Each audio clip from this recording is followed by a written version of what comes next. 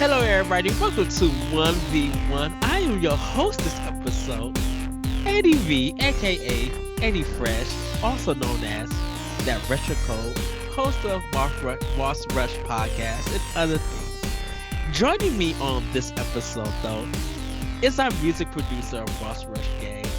Not only is he a great creator of a lot of tracks that you guys hear, he's working on a new project, a new album.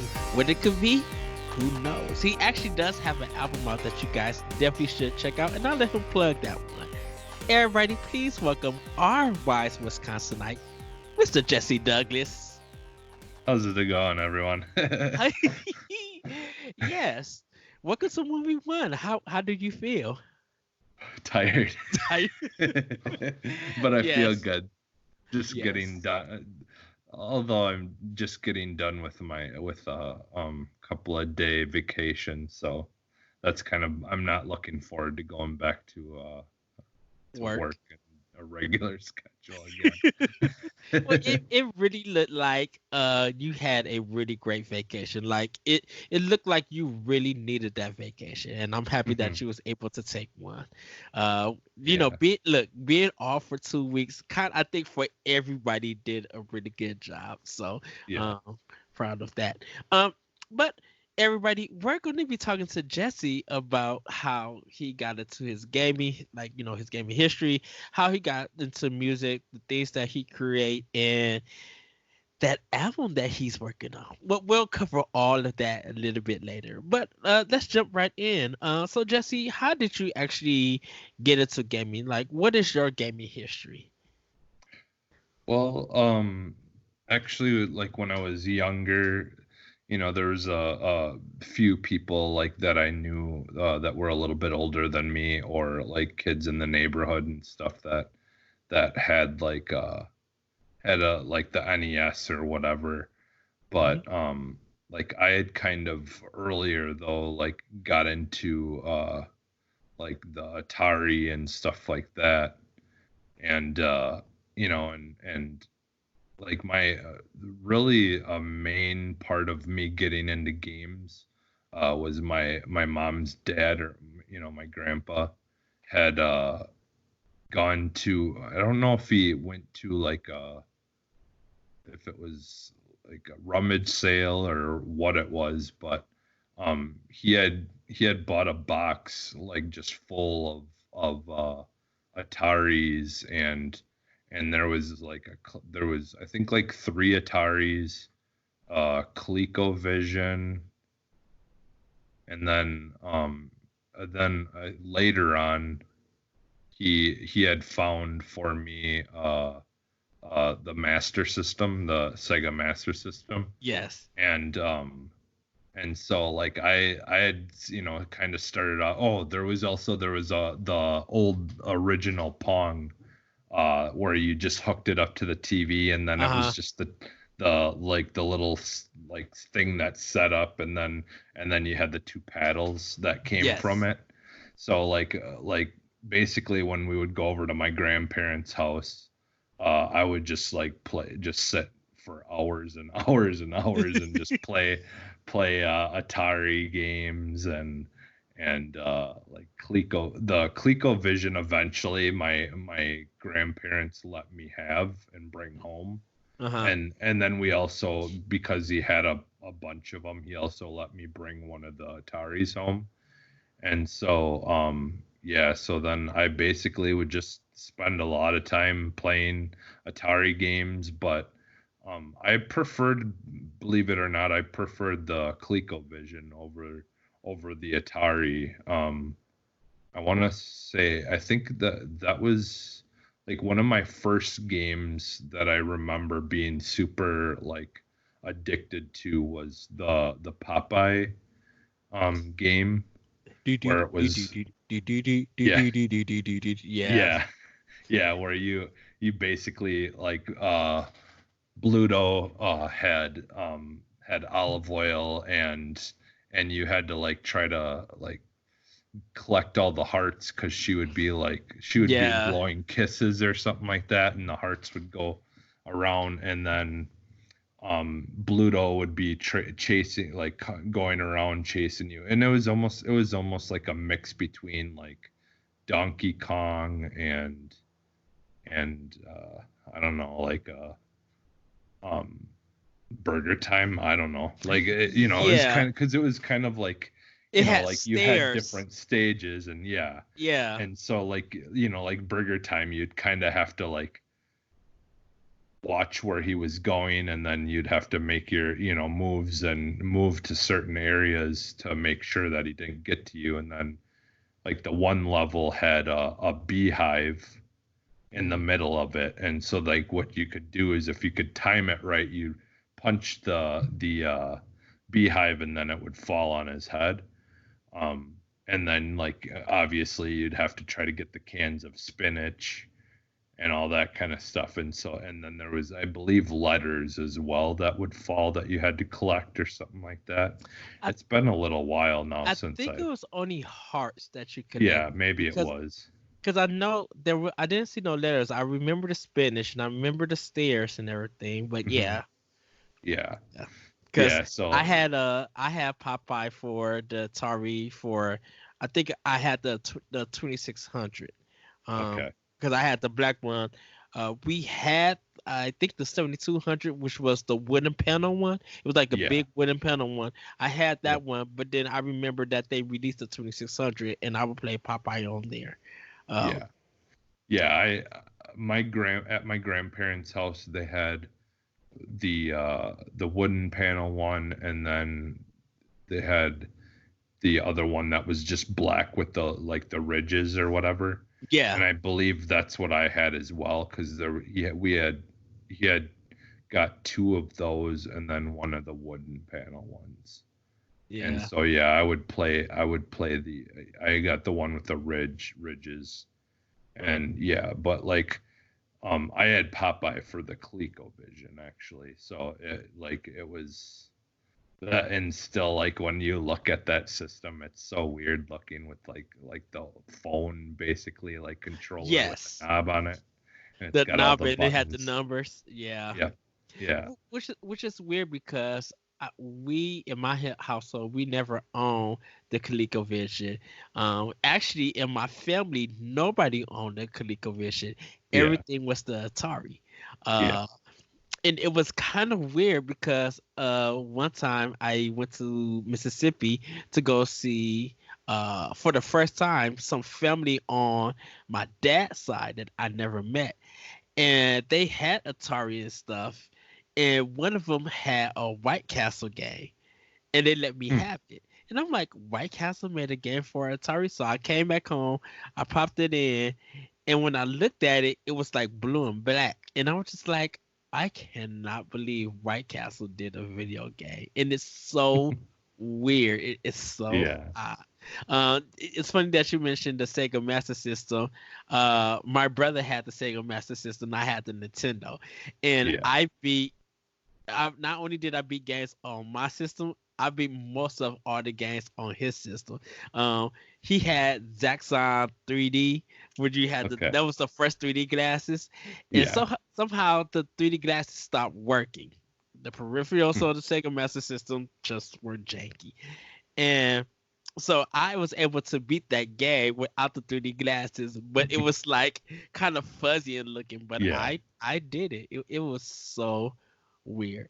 So later on, I'm assuming you got more systems and everything, and Mhm. I'm assuming your first big system that kind of grabbed you. My assumption is Xbox, or was it the Dreamcast? Actually, the probably the N64, or Okay. well, because let's see, I had PlayStation and PlayStation 2, but like I think the N64 was like the console that I'd have to say was like more played, Uh like huh. as far as, because like me and my friends all had an N64. And like I used to be into wrestling like really big and all that, and Yes. like when those wrestling games came out Oh, for the N64. N64, they were like the best, like Yes. I mean, like you had the Attitude games and stuff for the PlayStation and all that eventually. Uh but the N64 ones were still better because you could, edit the characters and, and all that stuff, there was a save state on the cartridge, so you could change the characters and make them into whoever you want and change their names. Hmm. And so me and my friends, we would just play that like all the time. And obviously GoldenEye was like something that like we would just play nonstop. And I had, um at one point I was at summer school in high school, and I had met some kids, some other guys there that were into wrestling and stuff like that through summer school that didn't go to my regular high school. They were at one of the different ones in town, but during summer school all the kids from all the different high schools come into one school, Hmm. is the way that they do it. So I would get to meet people from other high schools that I normally wouldn't see. And so I had made some friends, and we had I had went over to their house eventually at one point, and we went and played GoldenEye there and watched wrestling. And that's when I seen ECW wrestling for the first time, because that was before ECW was on, is it TNT or Yeah. whatever eventually. TNT. Yeah. So yeah, Because yeah. it was I think I would have, well, it's really hard to say because like at the same time though, the PlayStation, like I had played quite a bit too, because like Hmm.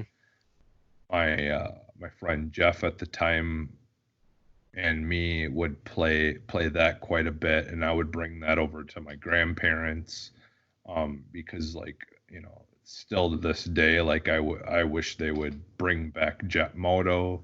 Like I loved the Jet Moto games, and like that first, the Destruction Derby games, Yes. and like all that stuff. I was just addicted to those. I was, and like the first Metal Gear Solid game, and there's a lot of games on the PlayStation Yes. as well that I played a lot of. But yeah, I would have to say it is very, very close between PlayStation and the N64. N64. But I mean, like, like the console that really got me into games hardcore, though, I would have to say would either be like the Master System, or like really the first Nintendo Ah. console that I had really owned, because like I had played Super Nintendo and all that stuff, Yeah.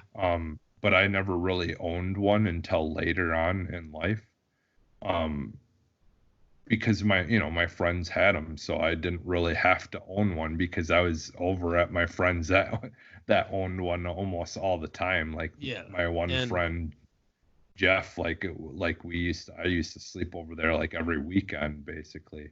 So, like, but I would have to say the Game Boy was probably the one, like the first Nintendo console that I had got that I like absolutely loved, uh, because there was that and like the Game Gear eventually and stuff I got too. the Game Gear. But yeah.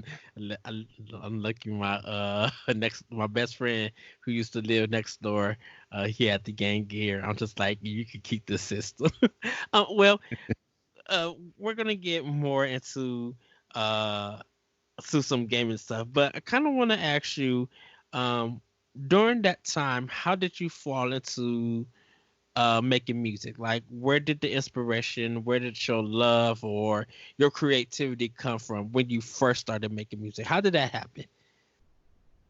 Well, like my thing is like I've always just really been into music.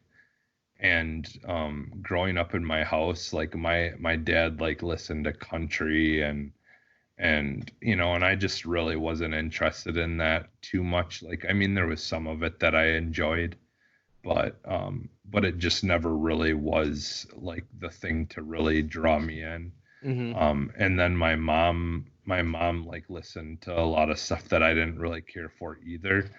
So for me, like my love of music was actually has been and still to this day is very strongly based in just like looking, like searching and just listening to like anything and everything, Hmm. and just trying to see like what I do like and what I don't like. Like, I mean, like I love like oldies music, like at the time was like like Buddy Holly and the Beatles and like the Turtles and like Everybody gonna be like just turtles. yeah, yeah, the like just there's just so much like I just really loved like that oldies stuff, like the 50s and 50s music and stuff like that. And then from there it just kind of grew out into and then growing up in the 80s, obviously I just absolutely loved 80s music, just because at the time everything was so different, and like just basically people trying new things.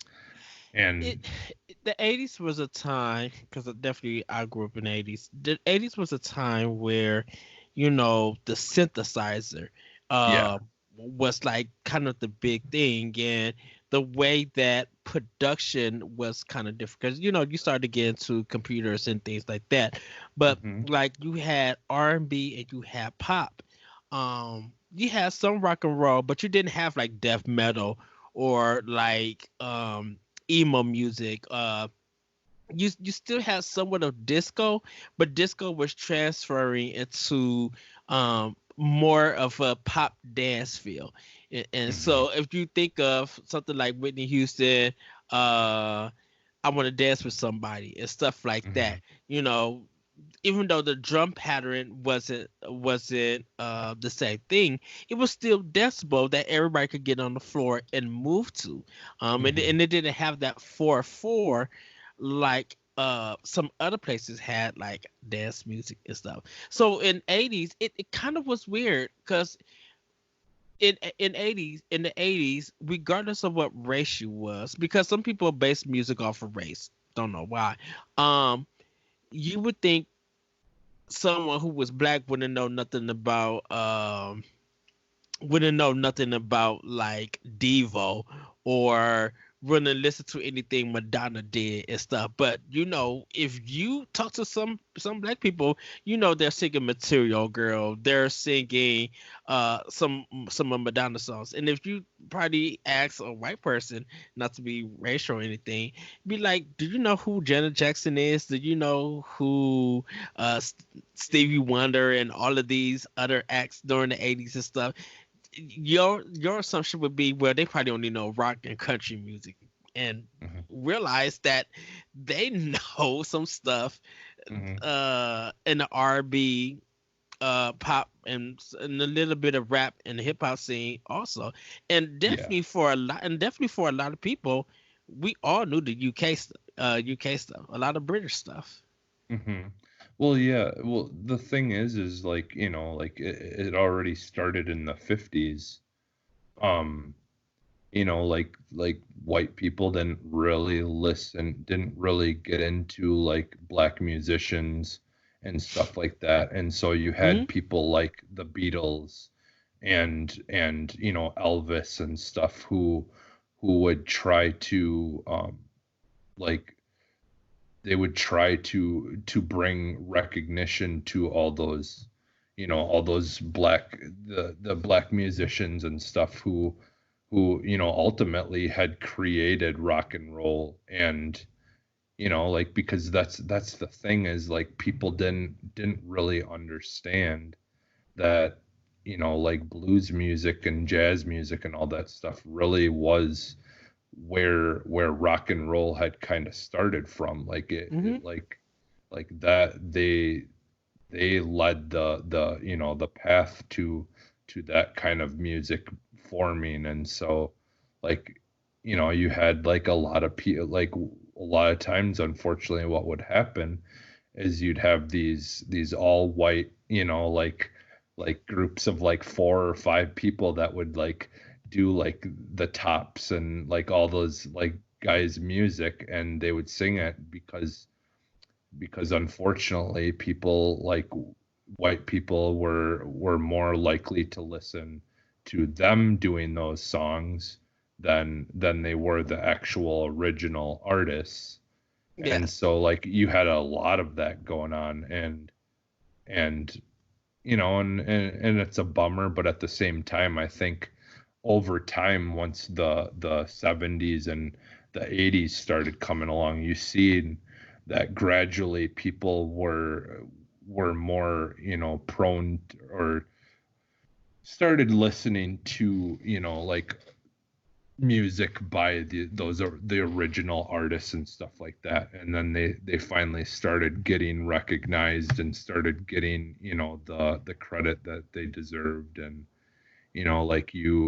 like one of my favorite bands from the 80s is The Cure, and Yes. they've kind of had different, like different lineups of the band and stuff like that over the years. But at one point they had brought a black guy on who played trumpets and horns and stuff, and like it really improved like their range of like music style and stuff. And like during that time they had quite a bit of hits.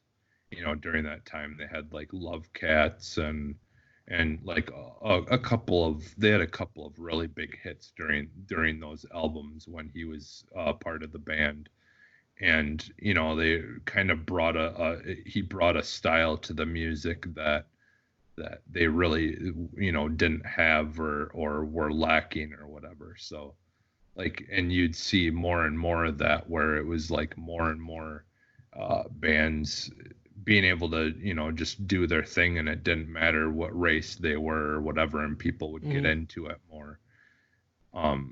But yeah, it's like it's I love that part of music. I love like learning about the history and Yeah. you know like and It's just seeing how things have like have evolved. yeah, evolved and flowed like through the different kinds of styles that have come and gone. And and just and like I love like mixing of genres when you have like mixtures of things that that you see happen throughout history as well, where you kind of put two things together that maybe you wouldn't really have expected to work, but they do, Mhm. somehow work, together and kind of accent each other.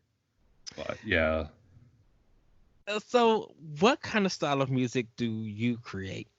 Like, did you make? well, for me, so like my stuff is mostly like dance, like uh, EDM type kind of Hmm. stuff, or like I've kind of tried to like just mess with different stuff, whatever sounds good at and whatever mood I'm in. A lot of the times affects like what kind of sound it does. So like Hmm. I make sometimes hip hop type beats, or like you know rap hip hop type beats with different sounds. And like one of the first bands that I would like, because I mean I've there's always been stuff that I've loved. Like I like growing up when I was younger, I really was into R&B and like hip hop. And so like like I liked TLC. I was listening to like TLC and stuff when I was in Uh-huh. elementary school. And and R&B type stuff. And like got into Bone Thugs and Harmony eventually, and I listened to like Ice-T and Ice Cube and like Dr. Dre and ROC and all that kind of stuff. Like basically, like a lot of hip hop is where it kind of started, and then from hip hop and R&B, it kind of evolved into me getting into like more like dance style or drum and bass type stuff. So which kind of has to be broken down in this. So mhm, to give kind of preface to this, definitely during the 90s, there was a dance music was transferring to something called house music, and mhm, uh, definitely depending on where you was at, you would have different kind of dance music. So definitely here in Chicago, we have Chicago house, which could lead mhm, to ghetto house music, horror house, freestyle. Um, uh, you would get like uh deep house and stuff. So we mhm, kind of had like this 4/4 beat kind of thing. But if you go to New York, you might have like trance music as they called it, or mhm, EDM, mhm, in Britain, you kind of had that different style of house. And later on in the 2000s, you got like two step or garage and stuff. So there were like house music back in the 90s definitely was spreading out, but different wherever you was at, just had different styles. mhm, And it sounds like when you got into creative music and you was doing EDM, you probably were listening to a lot of, I want to say like stuff like B96 kind of dance stuff, but you have a different way that you go about it. You create different sounds to make a dance track. But it's not always 4/4. You mentioned mhm, drum and bass, and with house, mhm, you have a boo, boo, boo, boo, boo. You have like a certain drum doing a count kind of for the whole thing, and it's just mhm, repeated over and over. But with drum mhm, and bass, you could have like drums moving real fast with one drum going mhm, slow, and then you could just have the bass like building and going different parts, mhm. and it's still danceable to it, but it's not the if you dance your own beat kind of thing in a Yeah. sense. Well, see, like I feel like drum and bass is more almost, well, at least what I listen Mhm. to. Like I started off like really my like the first like band or whatever that really got me into like any kind of like, because I mean I listened to house music and I listened to trance and all that stuff, but like, and I enjoyed it, but there was never really any band in particular that I really was like gravitated towards. I just kind of would listen to whatever, like whatever was and popular. and and But and with house music, uh it wasn't so much the band or the artist, it was always mhm, the DJ. So yeah. like of course the people who know the percolator and stuff like Yeah. that, they would listen to the DJ or the singer who made that.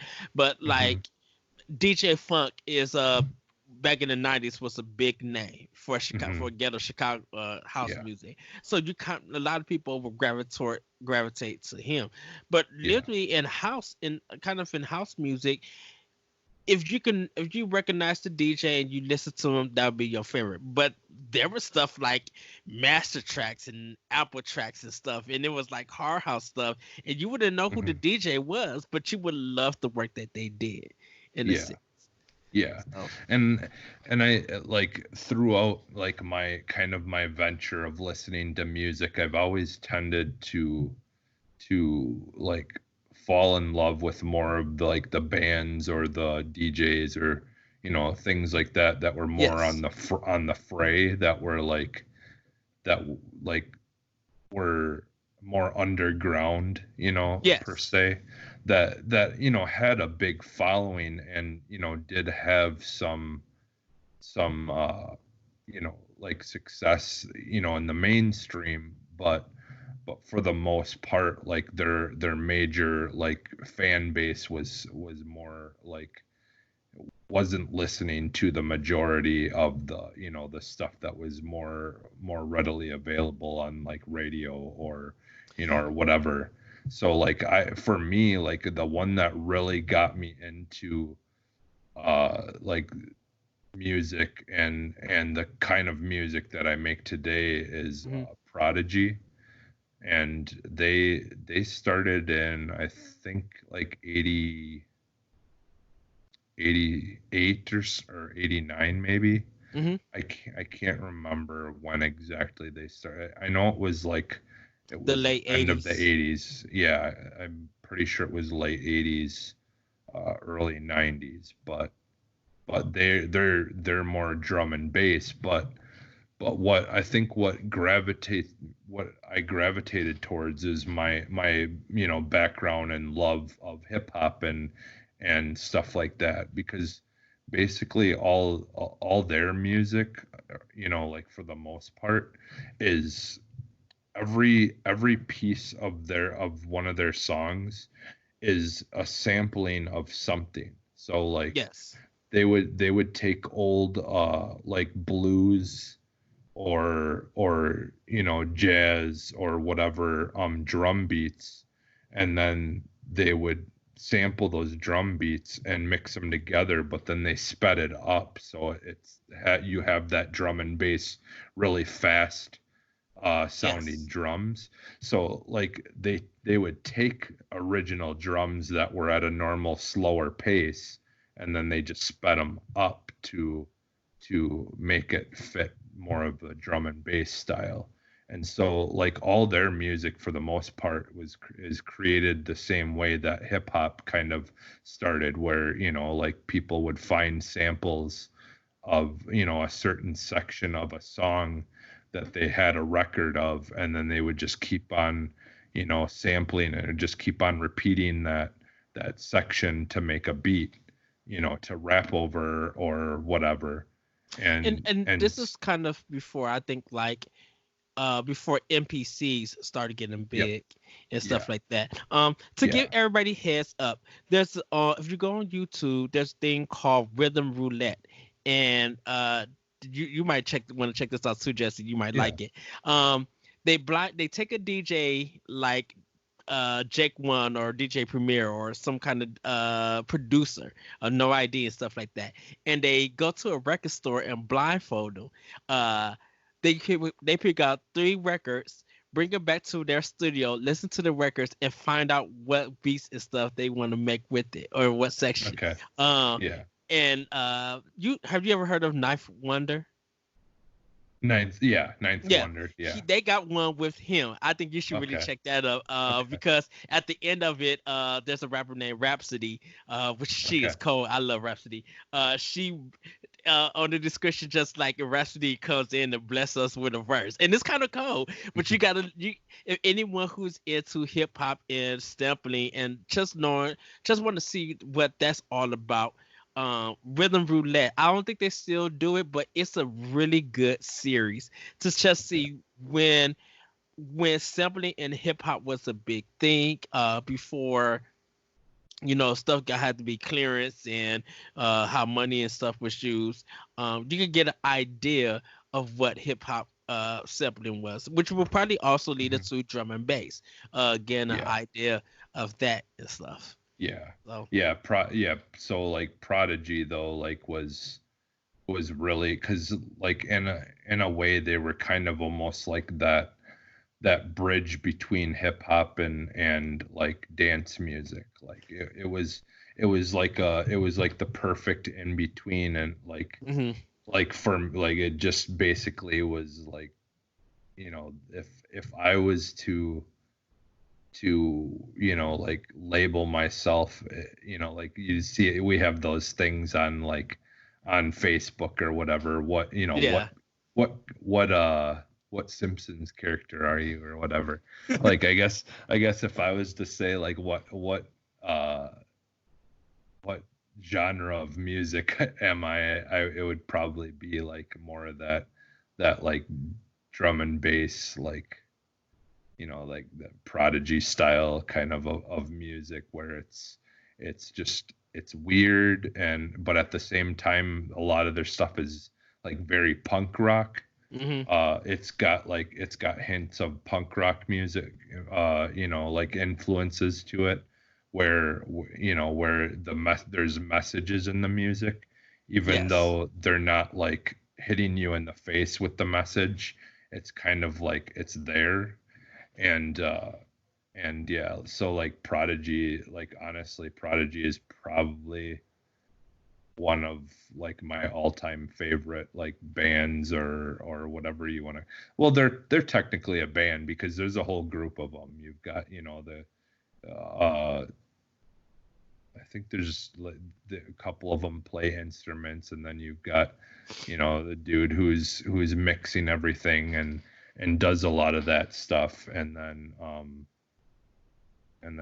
you know they have a vocalist, but they also do mixing, you know, Hmm. like sampling of vocals and sound effects and things like that as well. And like, you know, my love of 80s music, you know, is kind of, there's a lot of hints of that in their music as well, because like one of my other favorite bands was always Depeche Mode, and they kind of like were, you know, at the time were very unique, and were doing stuff that people, you know, like really didn't do too much. Yes. Like again, you had that techno music that was kind of really doing that kind of stuff. So like you had like Kraftwerk and things like that that kind of influenced Depeche Mode, and so like they've got almost like a techno-y kind of sound to them, and they're known for doing like basically Foley work, you know, like where they would make their own sound effects and stuff like that, and record like smashing stuff, or they would, you know, record like the sounds of things, and then they would use that as sampling stuff in their music. So you know, like they were kind of that mix between the 80s pop music and that techno music, you know, kind of style, like I said, like Kraftwerk. Yeah. Which is a good good like early techno band. It's a German band. Hmm. Um, they have the song Autobahn, where it's just like fun on the Autobahn. Yeah. Pretty basic stuff, but Yeah, it's always good to experiment. And I think for anyone who is a producer or who wants to get into music and create music, I think you really need to listen to everything, really to and experiment and stuff. Because mhm, like me and you talk a lot about music. Even we have good discussions, mhm. not arguments. Sometimes disagreements on things, Yeah, but it's just like when we start listening to music and you're sending me videos and you letting me hear the song that you created, and I hear it and I respond in a manner that, oh, change this, do this, and I'm like, okay, I can hear it like that because we have a passion and love for music, and we pretty much listen to everything. I still listen to country, I listen to gospel, Christian mhm, rock, pop music, R&B, rap, hip hop, techno, house, dance. I listen to a lot of stuff, a cappella, experimental. Like, I need to get back into doing this, but there's a place called the Half Price Bookstore, and yeah, I would literally go in and just buy random CDs mhm, just from the way by the cover, yep, and I would spend like $20-$30 and have like 15 CDs and listen to them all, and just be like, there's a world of music out there. yeah, To experiment, to listen to. Definitely, you know, with you being a producer, I like to do the songwriting and the vocal arrangements for stuff. Um, mhm, that inspiration gets me hyped up. You just like, okay, I could do this, I could write this. I need someone to hear this to see what they say. And definitely, like I said, when you send me tracks, I'm listening to it because I'm just like, I know that this could be something could be added on, something could be better, or something could be tightened. Because it's good to always have an ear and get a Hmm. response to it. Uh, Yeah. how do you feel when you're sending music out for people to hear and get a response? Do you think that helps your creativity, or do you think that sometimes it's not working, so you'll scrap it and start over? Like, what's your viewpoints on getting feedback for creativity? Like I think like most musicians, like I don't, and I would not call myself a musician by any means I because mean, like I would call you a I mean producer kind of, because yeah, I I mean, mean the way that you're arranging stuff, even though it sounds that's already made or stuff that you're tricking, even though you didn't like fully create it, you did a arrangement of it. So you're yeah. producing, or you're making this production and stuff. Yeah, and well, but and like that's the thing though too is like even though like all my influences like were heavily about like sampling stuff, Hmm. like that was one of the things that I kind of tried to stay away from because like I don't have any schooling of music. I don't know anything really about the like music theory. I don't, like I don't even know how to play piano or anything like that. Hmm. Like everything that I've done and like kind of figured out and stuff is all just me basically learning by just doing things and figuring things out. Now like over the time I have kind of figured out some how to do some chords and stuff on piano Yeah. and all that, but that was all just me kind of trying to figure things out by myself.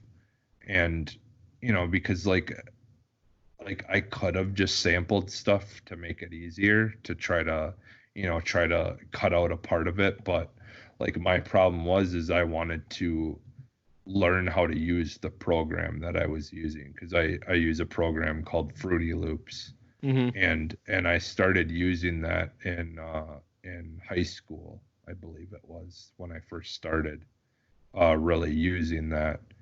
And I just kind of wanted to just keep doing stuff and figuring it out and try to come up with interesting sounding hooks and things with piano or like what's cool about like the programs like Fruity Loops is you can come up with a hook and then it can sound completely different by just making it be played by a different instrument Yes. or have it be played like there's different kinds of things that you can tweak the sound or like make this the wavelength of the sound skinnier or fatter or have it where it will like hold a sound you know longer or have the sound cut off like quicker or like there's like millions of different ways that you can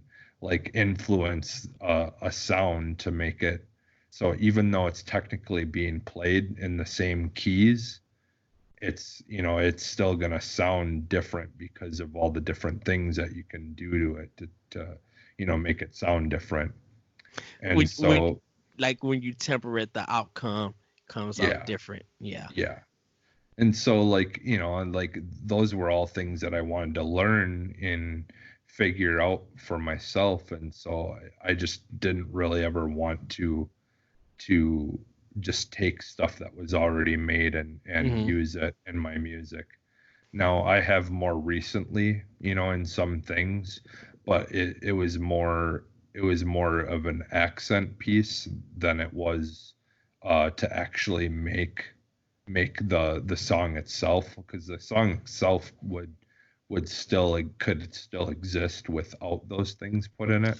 And and Uh, and and that's one of the things that I love about your compositions is that the way that you sequence stuff, it's something that I haven't heard. Like this feels like Jesse. This feels Hmm. like some original work from you. Definitely, because I'm like I can't tell what you if you did sample anything or not, but pretty much most of the music that you have put out that you have created has been original music, has been original arrangements and stuff.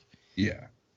Yeah, and like that's the best, like my favorite part of it is just like the fact that I was able to, create or come up with something. Like that's what I enjoy about it is because like it just feels kind of like cheating if you're taking something that's already been made and kind Hmm. of trying to weave it into something.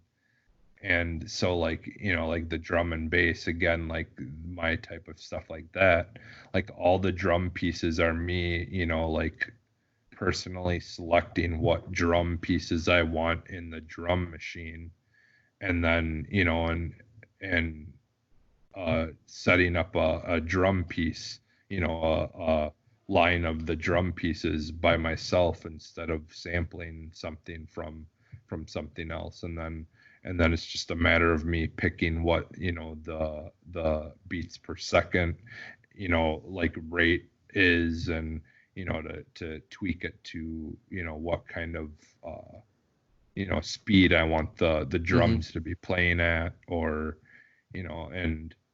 and like part of learning about all that, because that's the thing is like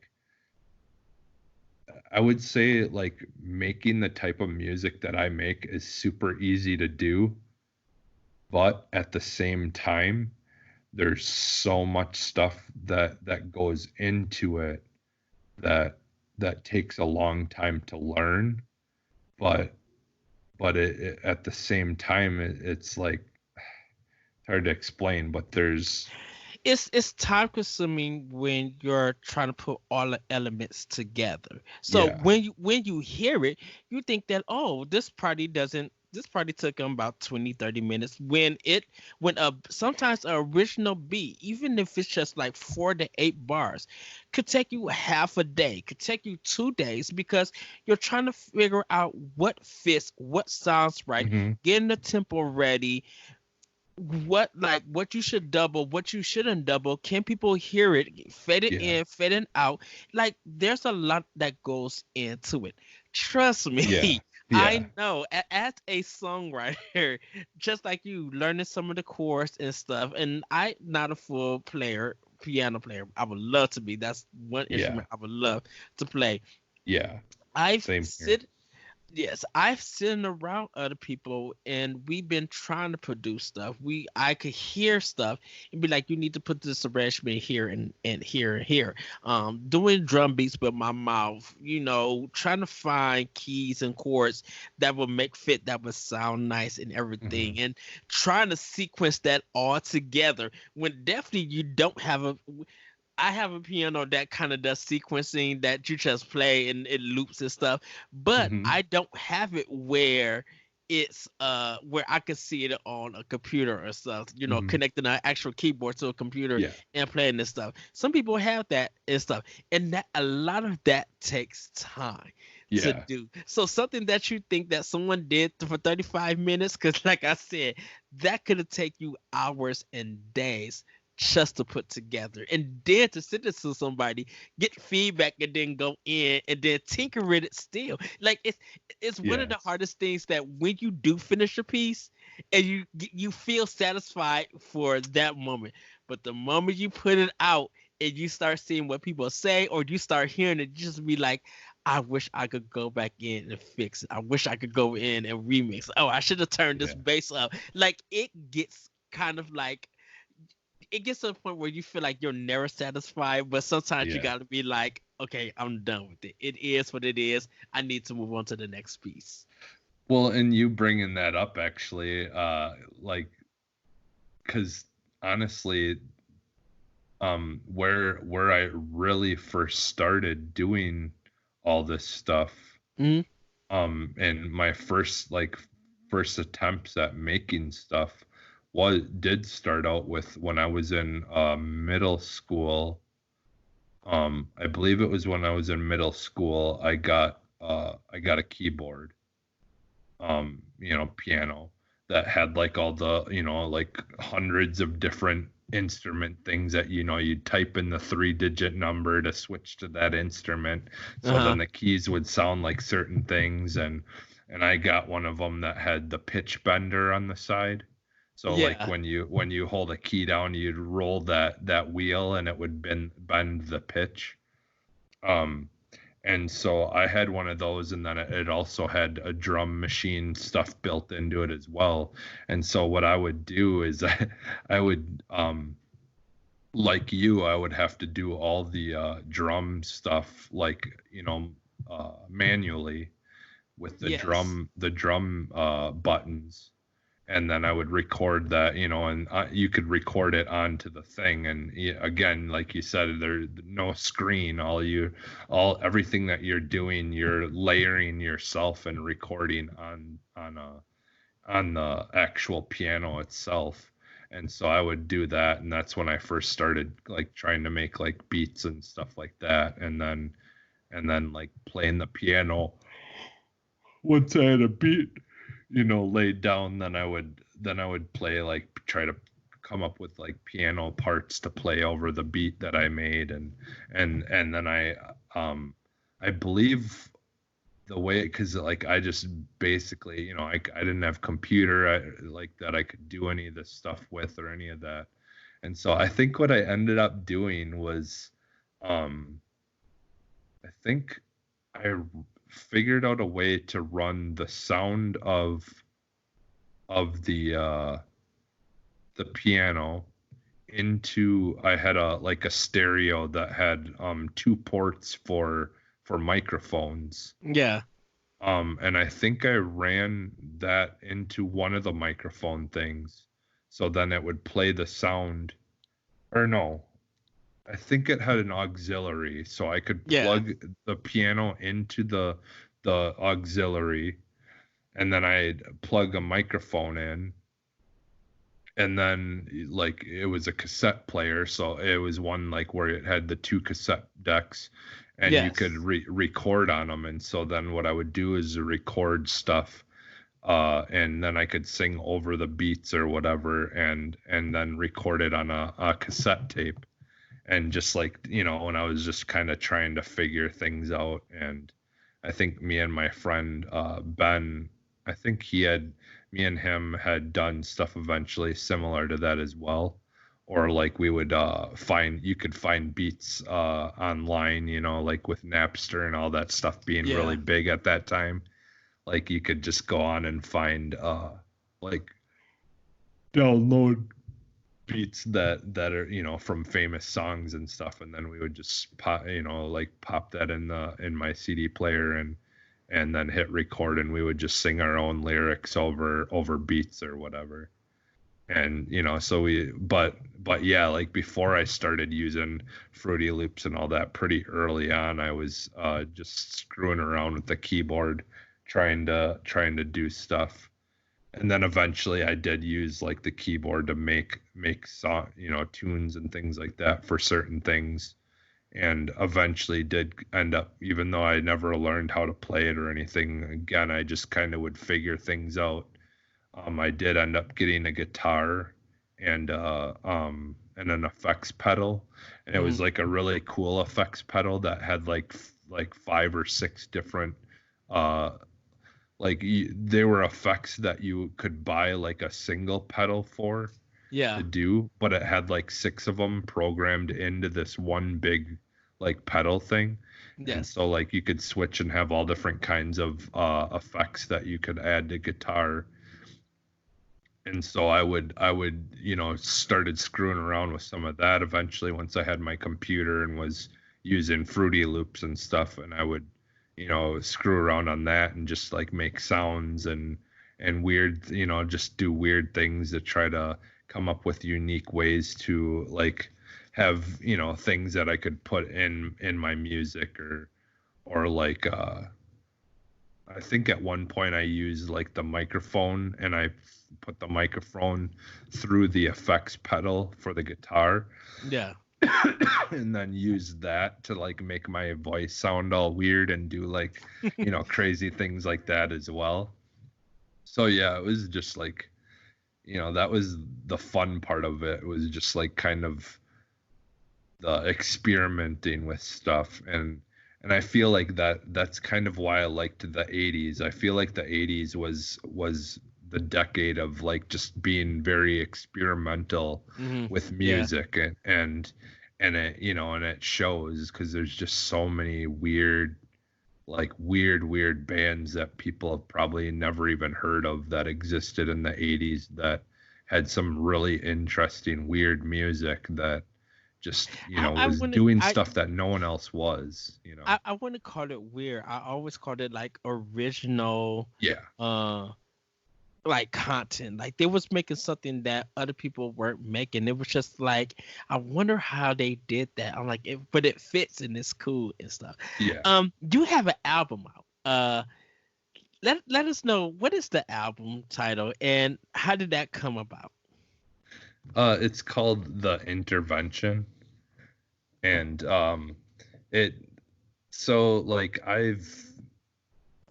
there's part of me that's political and all that kind of stuff. And like I like punk rock music and all that kind of stuff, and and punk rock music has kind of always been about like spreading a message of basically like us trying to just be better as Yes. humans, and and trying to pay attention to political things more often and be aware of when bad things or awful things are happening politically, in hopes that we don't have like another Hitler type situation, or there's been some really messed up things that have happened in other countries and stuff, from just from a political standpoint where people let things happen. And so that like we've got a lot of things that with the introduction of the internet, and the internet being much more popular and much more bigger than when we were younger, like during the 80s and stuff like that, the internet really wasn't a thing like it is today.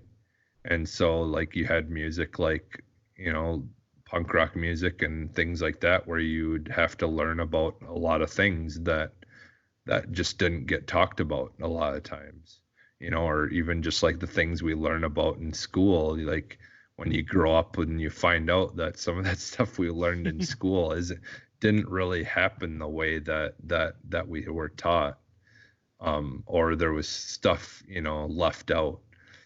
And so like kind of with all the inspirations of that, like that kind of background of my personality and stuff, um and then my love of horror and sci-fi uh movies and books and like even back in the day, like you had the War of the Worlds or whatever, Yeah. where like you had the radio stuff. Like I think that's cool. Like thinking like I wish that we had that stuff still on the radio where you could just listen to audio stories. Which has Like they now used. become podcasts pretty much. Yeah, pretty much. Yeah, and and now audiobooks are a thing and everything. Yeah. But I still I still think that would be cool if we had, audio programming, like on radios, like where it's basically just a narration of a movie, like of what's Hmm. happening type thing, and having sound effects and people, doing their basically like listening to a movie without the TV being on and just hearing the audio. But so like all those things have kind of are are all things that I'm interested in. And so when I made this album, it's kind of just a mix of all different kinds of things that have been on my mind for the last, however many years. So like when I made my album, I was like, well, the like when I think like techno or dance music type stuff, Yeah. a lot of that stuff, like to me, I don't know why, but I always just think like outer space and like aliens and just, like it's almost like a different kind of like way of communication.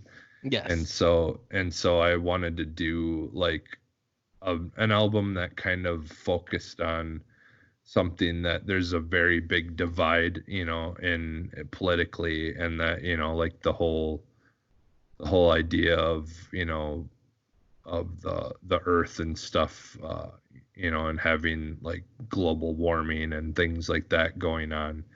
And I wanted to do an album that kind of focused on like this fictional earth where that has gotten so out of hand that the that unless there was some kind of intervention with human beings, that the world would end. And so like I wanted to have these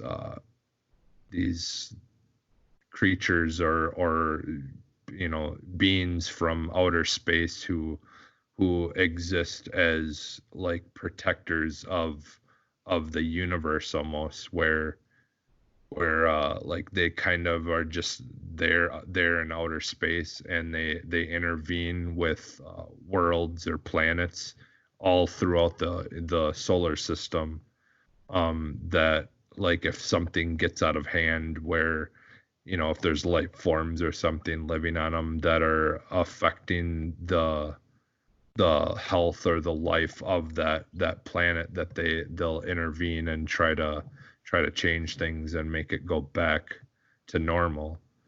And so that's kind of like what my album was, is just kind of like a mixture of songs that kind of put the mood of like the different phases of the story, without really having words per se. I mean, some of my songs have words in them, but it's mostly instrumental kind of album.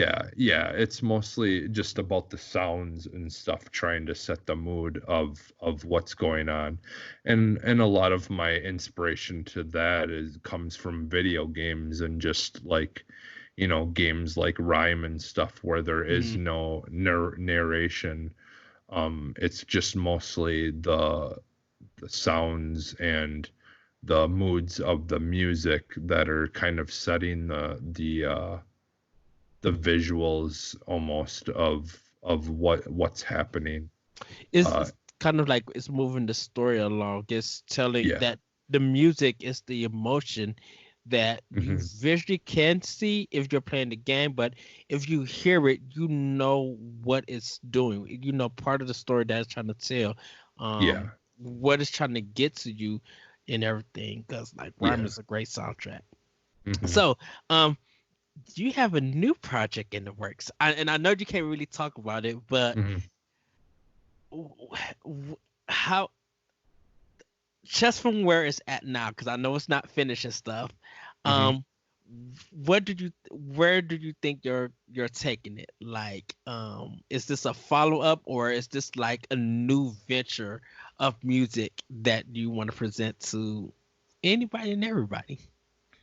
I think for me, like, this album is just more about like having fun with it, and like because this album that I'm working on is just more so just your typical kind of, well, I mean, it's my own flair, but it's just basically just your typical like dance type kind of music, just the boom boom boom boom, kind of stuff. And like for me, I went back to it because it's I feel like I have a better grasp of making that kind of music than I do like the drum and bass stuff.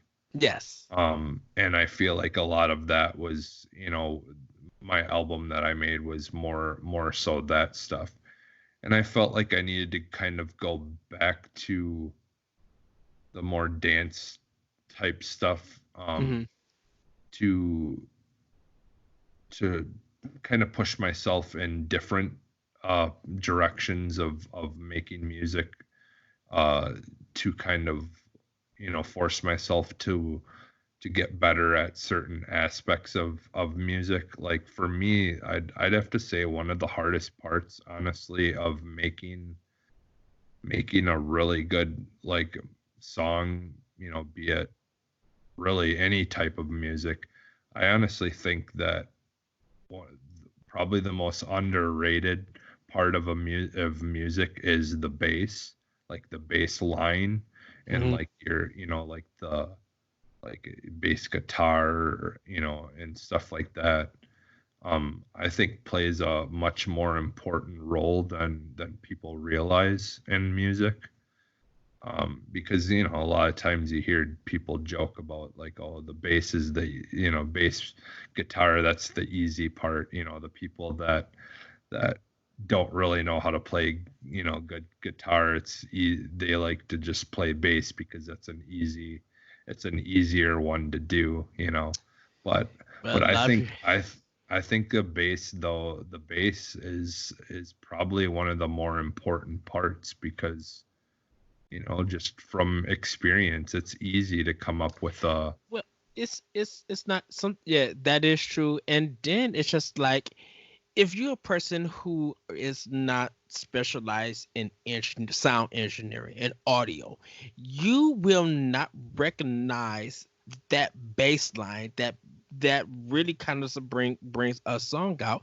You know how it plays along Mhm. with the melody of its clashing, uh, and stuff. Like, some people just think that the drums and stuff, like when you put it into your car, that if the drums and stuff is like really making sometimes the song. I'm like, not really. I would say this to people who think we're just talking like, huh, what, we don't get it. If you could go out and buy a CD, and if you have a CD player, put a CD into your car or something, and really listen to a CD versus something that you put on MP3 player. Mm. Compression and stuff varies. I'm like, Yeah. and because when you, even the gospel music, like listen to like Mary Mary or some gospel music, and when you listen to that organ, when you listen to that bass, those drums, that guitars, that tambourine and stuff, when you listen to how all of that comes combined, definitely with some good sound engineering, you will see how important each part of instruments play together, and how that bass, making that bass line really does a song justice. And I Yeah. think a lot of people who don't pay attention to that will be like, oh my goodness, that bass, that, just because you know how to play bass doesn't make that it's the easiest instrument. A Yeah. lot of musicians stop a bass player because that bass player got to get on those chords and hang on to stuff like that. They don't get to like Hmm. shine like other instruments. Sometimes the bass line has to carry a whole song, and Yeah. it is really weird if you're a person who are, like I said, if you don't know sound engineering, if you don't hear a lot of that stuff, because a lot of music nowadays, of course, is programmed. But like, if you listen to live albums, or you, like I said, if you listen to gospel back, even 80s, 90s, even now gospel, if you listen to a lot of stuff that is live and it's arranged, and you just hear all of those instruments, that will really change your mind on what you think about bass players in general. I know Hmm. you don't listen to gospel, but I'm just like, I think if you took the time to listen to a gospel song to get an idea of something, you would literally be like, oh wow. Yeah.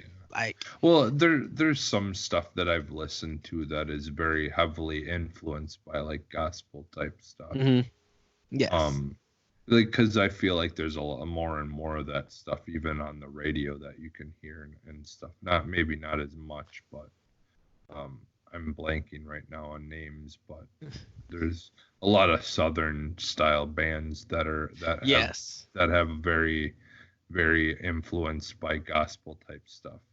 Yes. Like I said, I can't come up with names right now, but like back on the whole like bass thing, like just imagine like listening to like a song like Seven Nation Army by the White Stripes. Like Mhm. if that bass line, that do do do do do do do, if that's not there, that song Nothing. is not interesting.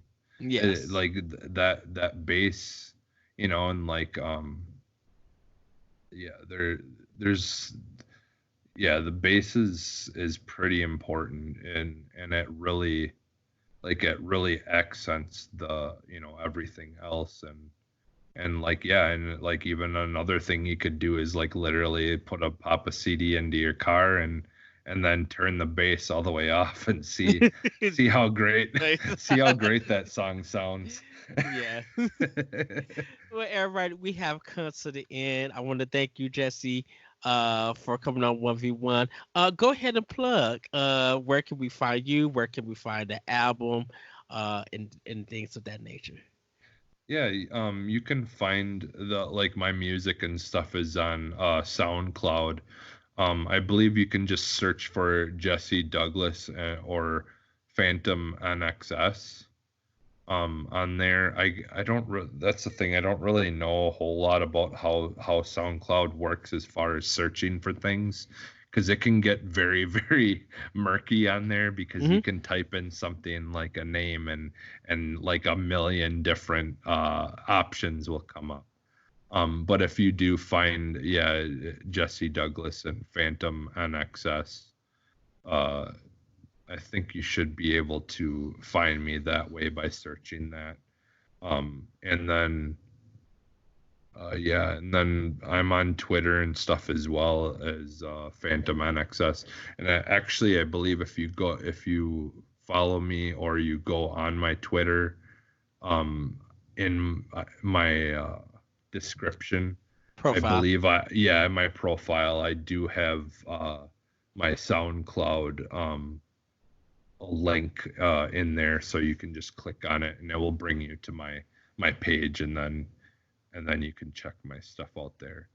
I have a lot of stuff on there, like like a lot of it's like just kind of like spur of the moment, just kind of like if I'm in the mood for making hip hop type kind of beat or something, or just like my music, like for the most part a lot of it is just kind of spur of the moment, like whatever I'm like feeling, whatever mood I'm in or whatever will usually determine what kind of sound I'm screwing around with or whatever. So yeah, there's kind of a mix of a lot of different stuff on there, but I do have some of my newer stuff that I'm working on there. And so there's a good mix of all different kinds of things, and even some things that were just like more experimental, like trying to experiment with some other kinds of sounds and things like that as well. So just some fun stuff for fun on there too as well. So all right, thank you. Well, and if you guys who are content creators or you want to be on 1v1, you can email the show at boss_rush. That's our Twitter. You can email the show at bossrushgamespro@gmail.com. You can follow us at boss_rush_games on Twitter. You can check out bossrushgames.com as our website, and Boss Rush Games on our YouTube channel. You can follow us on Facebook at Boss Rush Games fan community fan page, and things like that. You can find me on Twitter at @RetroCode. You can check all my content on my Twitter page and on Facebook and at bossrushgames.com. Thank you once again, Jesse, for joining me, having this great discussion about music. Like I said, that's why he is our music producer. He is very mindful, very experienced in the music. and everything.